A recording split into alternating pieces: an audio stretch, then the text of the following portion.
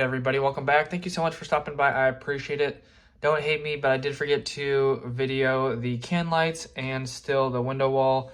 I just got so carried away at the end of the day and like literally just walked out at the end of the day after work was over and totally forgot to go back and video that. So that's like 3 or 4 days, so I missed that. So I'm gonna try to get that tomorrow if possible. Anyways, I did capture a few videos, luckily, otherwise there would probably be no video today. So I'll throw in the video clips of what I worked on and explain exactly what happened. Hopefully you guys enjoy. All right, so today worked on piping a little sleeve for the second card reader. This is for the inside door. We already did the outside door if you remember. So we piped this little sleeve here for the low voltage guys to do the wiring for the door strikes or whatever that stuff is called.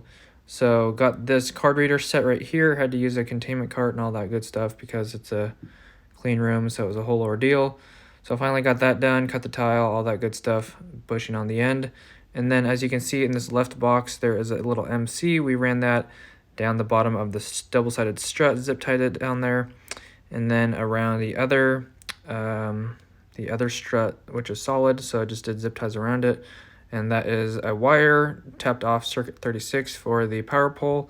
Probably should have set a box right here under the power pole, kind of on the strut, because I do have to do another power pole later, and I don't know how I'm going to do that yet. I'll have to figure that out when the day comes. But anyways, this is what we worked on today, minus all the other stuff and the stuff that I forgot to video in the head flex area with the window wall and all that stuff. So anyways, hopefully you enjoyed. Thanks for watching. See you in the next one. God bless. Have an awesome rest of your day.